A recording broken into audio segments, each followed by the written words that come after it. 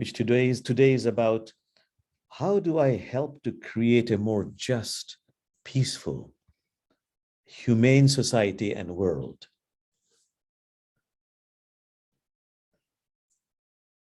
And we know very well that, there is no escape if we truly want justice, peace, harmony to flourish. We simply have to do the inconvenient inner work. You remember the story of the Prophet Muhammad, peace be upon him, when he returned from battle and he gathered his people there, and he told them, we have come from the lesser struggle, that's the meaning of jihad. Let us now do the greater struggle, the greater jihad. And they said, what do you mean by the greater jihad? Jihad means effort, struggle, exertion. He said, the real enemy is between the ribs. The real enemy is inside. Let us do the work of taming our ego, opening up our heart. This is the inner inconvenient work. You see, if we heal the wars, the conflicts within us, there really will be no wars outside of us. This is a spiritual fact. The wars outside of us are a reflection of the conflicts and the wars within us. And if you don't do this work, as you've heard many, many times, in fighting injustice, we ourselves might become unjust. In fighting extremism, we ourselves might become extreme. That is why the Quran says, God will not change the condition of a people unless they change what is inside their hearts. And the Quran, like all holy books, tell us you must make the effort. You must join in that struggle, that exertion, that work to transform your ego. If you remember those words, from a commanding master into a personal assistant, to purify your being. And I love that metaphor. Jamal, do you understand the nature of purity, the nature of this work of purification? What is purity? If the key is crooked, it will not fit the lock. The door will not open. I will not be able to open my heart.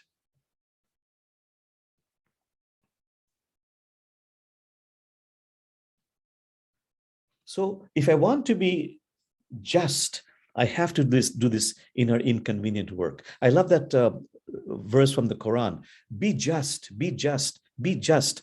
This is closest to being God conscious.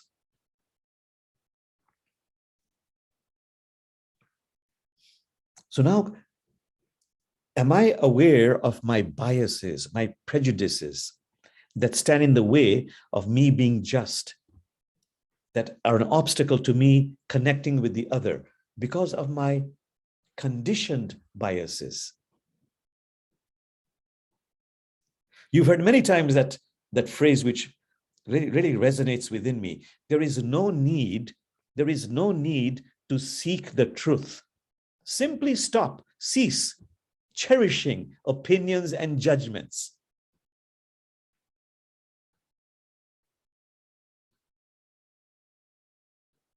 You've heard it many times, that insight that if you really want to get beyond social injustice, I have to overcome my biases.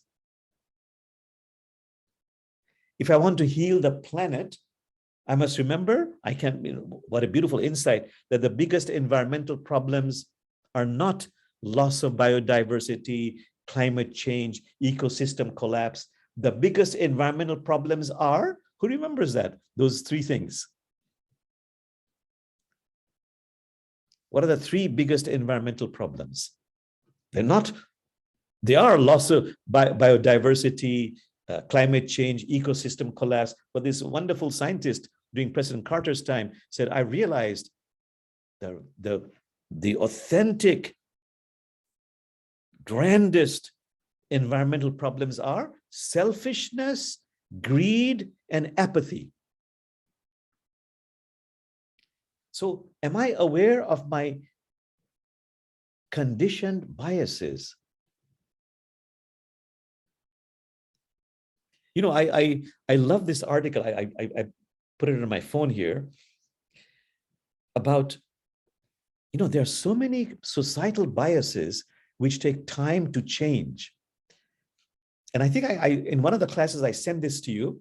This was an article in the New York Times about how in the 1900s, in the beginning of the 20th century, when immigrants were coming from Asia and from Eastern Europe, or from, Eastern Europe particularly, they brought with them hot spices, chilies.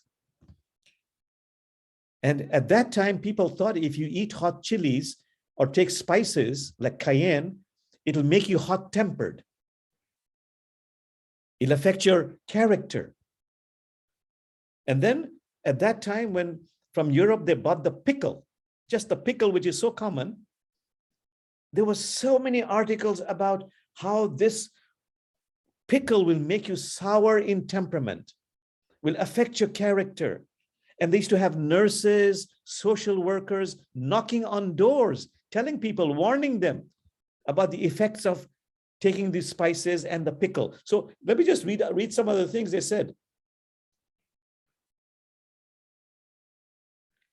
This is 1900s. Politicians, public health experts, social reformers were alarmed by what they saw as immigrants' penchant for highly seasoned cooking. They used too much garlic, onion, pepper. They ate too many cured meats and were too generous with the condiments. Strongly favored spiced food, these officials believed, led to nervous, unstable people.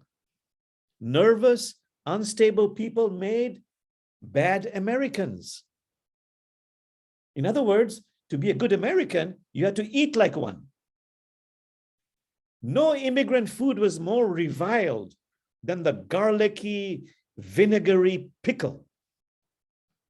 Pungent beyond all civilized standards, toxic to both the stomach and the psyche, the pickle was seen as morally suspect.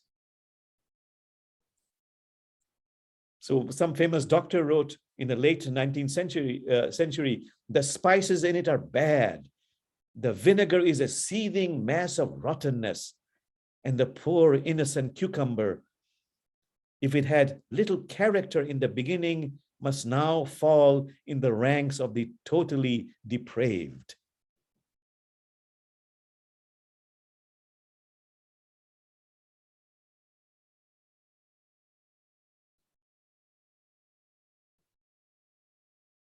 So anyhow, so attempts were made to tear the children away from the pickles as a part of a larger effort to Americanize the immigrant kitchen. Culinary crusaders established cooking classes so homemakers could learn to make pies and chowders. They issued bilingual cookbooks that sang the praises of simple American cooking. In place of pickles and halwa, immigrant children could now enjoy a proper meal of creamed fish and applesauce. Anyhow, it goes on and on. But the point is, our conditioning, both individual and collective.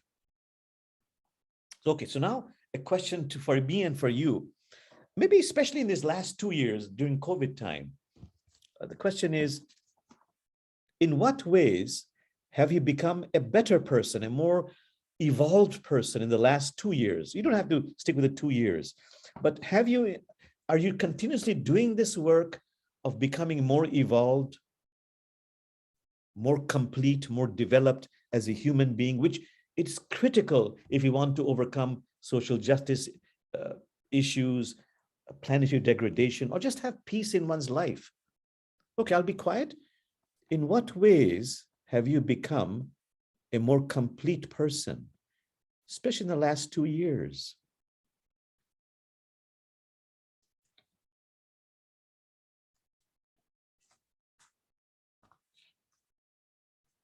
You can add to it, or what more can I do?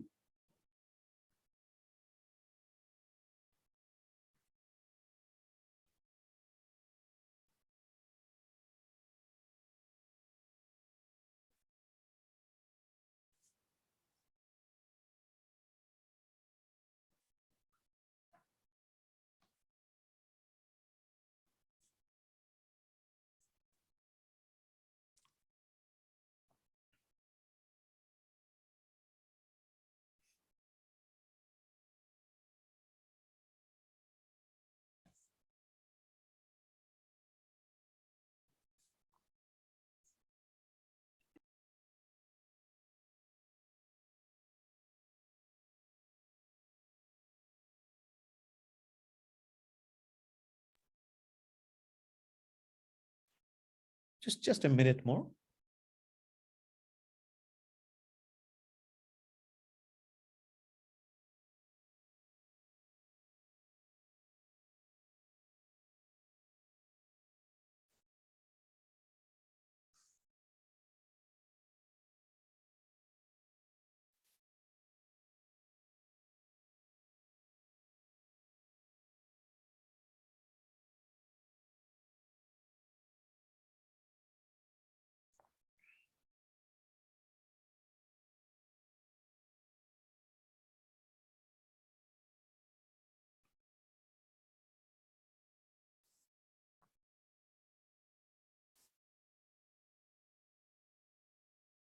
Okay, letting go of this, my friends, or take your time in doing that. Let's just touch upon this topic of forgiveness, which has come up a lot in this COVID 2-year time.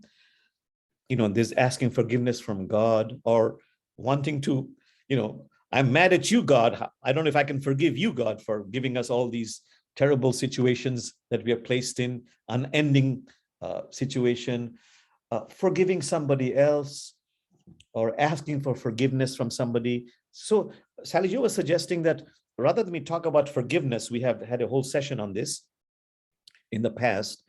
What are some of your questions about forgiveness? Put them in the chat box, and we can all collectively get some ideas about that. What are some of your issues, questions about forgiveness, around the area of forgiveness? Please put them in the chat box.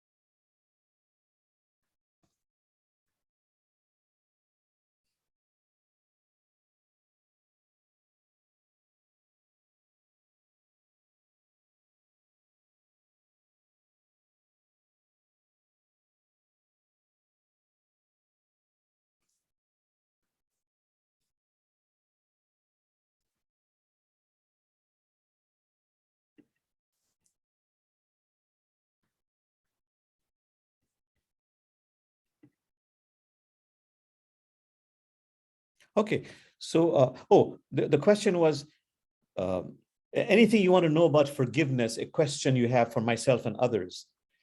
So Robin writes, I can't at this time forgive people who are destroying democracy here and throughout the world. I'm scared and furious and hopeless about much of it. Very great, wonderful question. So to this, I would say the point that we have made in the past, yes, we're angry at these people, but we are angry at their behavior. And the great sages say, please make a discernment that you might find their behavior to be absolutely unacceptable, but their essence is Christ nature, Elohim nature, Allah nature, and take the right action. So I'll just repeat the words of Kabir, that wonderful mystic, 15th century, who says, when you meet somebody who is difficult, doing terrible things, don't allow yourself to be abused. Protect yourself. Take the right action. But as you take the right action, I beg you, do not curse their being. Realize that their being is sacred. Make a differentiation between behavior and being. Do not keep their essence or being out of your heart. And just this discernment has the power to shift heaven and earth. So the answer to that is possibly, if you can, make a distinction between behavior and being. So Sister Carrie writes, I've experienced people being upset with me for forgiving people that they see as unforgivable. Any advice for dealing with this? I would say, Carrie, is between you and God, really. And you really want approval. I would put in that insight that you know very well about approval. Whosever approval you seek, you become their prisoner. So choose your jailers with care and deliberation. And I'm sorry that they feel upset for forgiving people that they see as unforgivable. And once again, here, I think you are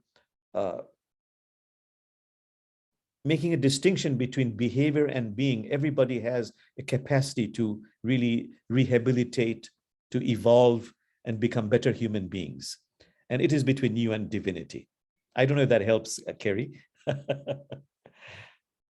And does anybody else have advice? Please feel free if you have some. But before that, let me answer Janice, who says, is the overall practice as simple as the one you recommend? Touch my heart and love. Absolutely. But also the critical work is the accompanying work of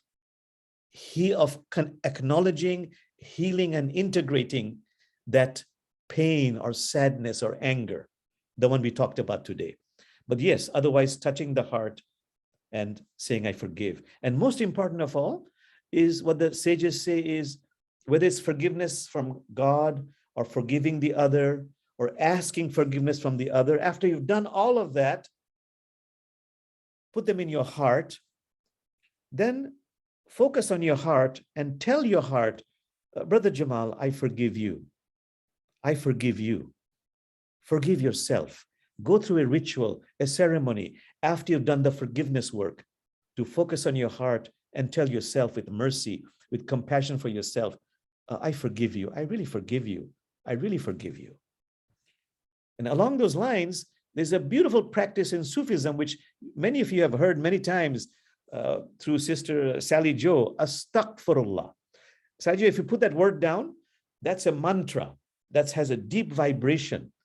Just like you can repeat a mantra again and again and again, you can repeat the word Astaghfirullah to yourself again and again, which means I beg repentance, not because of guilt, but because of a lack of awareness.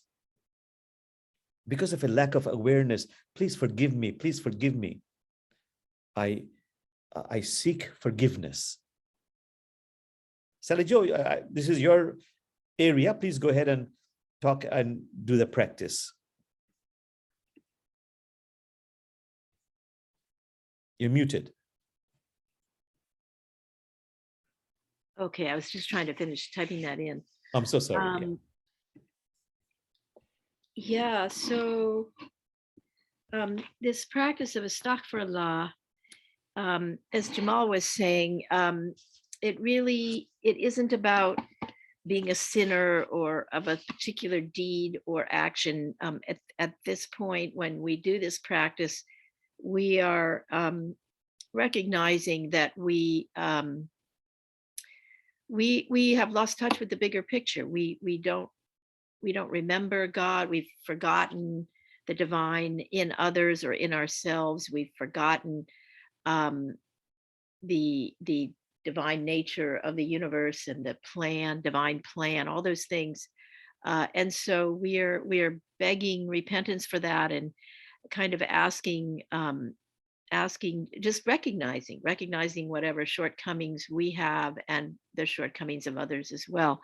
So it's also considered a practice of remembrance, by the way, besides being a practice of forgiveness, because as Jamal was saying, in order to forgive yourself, in order to forgive others, the divine in our, at least in this way of thinking, divinity has to be part of that. In other words, we can't do it alone. We can't do it by ourselves. We need divine help and we need divine inspiration.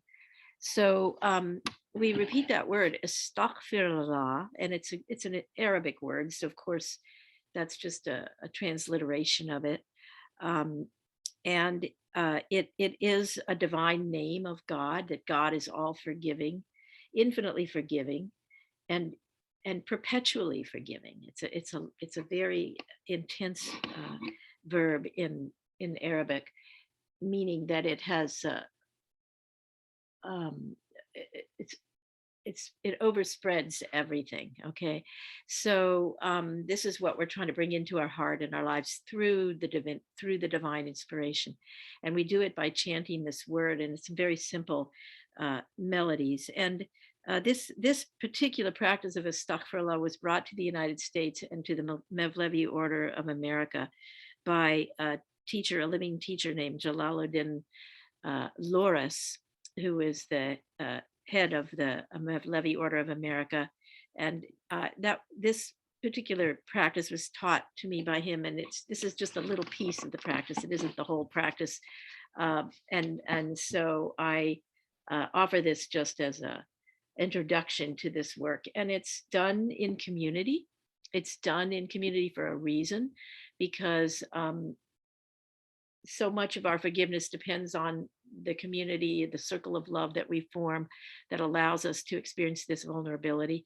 And also, we, as Jamal was saying earlier, we have to forgive each other, we have to ask forgiveness from each other, and we have to involve the divine forgiveness in all of it if it's going to be successful. So it is a community practice, and it's done sometimes for hours on end, late into the night. And but you can also do it alone, and you can do it in your own, the privacy of your own mind and heart, and it's a very powerful practice, I have found. So we generally sit in a circle when we do this, and we have some hand motions that go with it. That's, again, optional, but it gives you a sense of participating in it, and it gives you a sense of including the circle in your practice of asking forgiveness. And so if you want to join me with this, you're welcome to. This will be a brief presentation because we don't have a lot of time, but I know some of you have said that you have enjoyed using this in the past. Okay, so it starts with a very simple... Sanju, you want to lower the angle of the computer? We can see your hands also then. Oh yeah, okay. And I could also, if you all want to pin me, I'll spotlight myself, if that's okay, so you can all see me. Okay.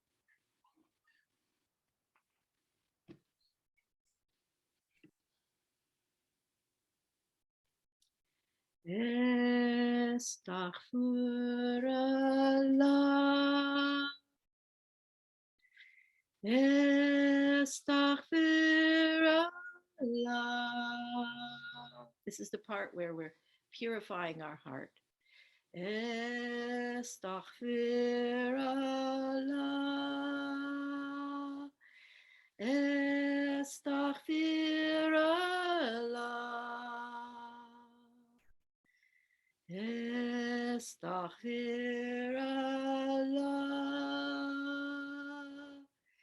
Astaghfirullah. And when we purify our heart, God's grace is more able to enter into it. And that's where this motion comes. Astaghfirullah.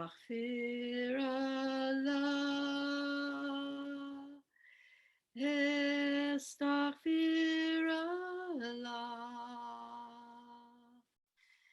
Astaghfirullah.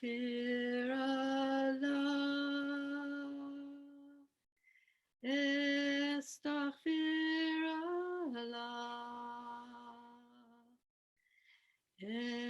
Astaghfirullah.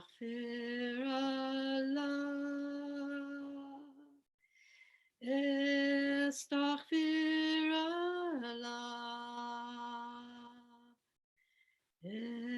Astaghfirullah. Astaghfirullah.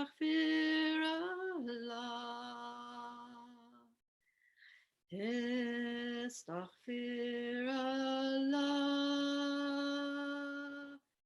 Astaghfirullah.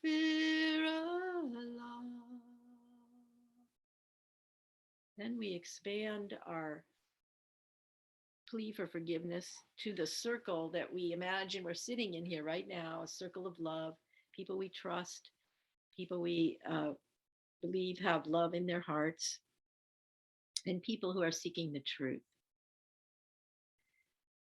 Astaghfirullah, astaghfirullah, astaghfirullah, astaghfirullah, astaghfirullah, astaghfirullah. We offer our hearts. Astaghfirullah, and we accept. Astaghfirullah, astaghfirullah, astaghfirullah, astaghfirullah, astaghfirullah, astaghfirullah, astaghfirullah. We spread the love to the whole community. Astaghfirullah, astaghfirullah, and we accept it back. Astaghfirullah, astaghfirullah, astaghfirullah, astaghfirullah, astaghfirullah, astaghfirullah, astaghfirullah, astaghfirullah. And the last step is to reconnect with the light of God, which we imagine from coming from above into our hearts as we complete this process of purification and forgiveness. Astaghfirullah, astaghfirullah, astaghfirullah, astaghfirullah, astaghfirullah, astaghfirullah, astaghfirullah, astaghfirullah. Last time. Astaghfirullah, astaghfirullah, astaghfirullah, astaghfirullah. Connect. Astaghfirullah, astaghfirullah, astaghfirullah, astaghfirullah.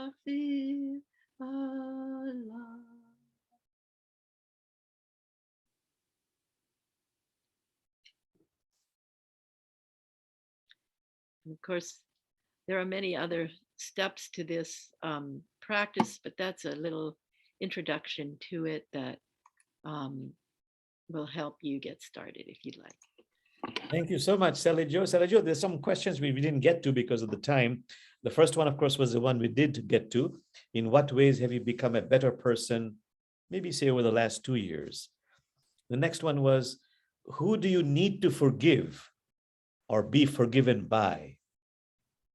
Third one was, for what are you asking for forgiveness from God? For what do you need? For what do you need to forgive yourself? And a very important one we didn't get to is, in your own life and family, how can you become more compassionate and just? I repeat this question. In your own life and family, how can you become more compassionate and just? That is the key, the traditions say, to be compassionate and just in your own family. And if you want another one, what am I doing about planetary degradation? So Salija will put them in the chat box and mull over them a little bit as you take a break. And let's take a break for a few minutes, and we'll be brought in by the music of songs of Sister Willayan.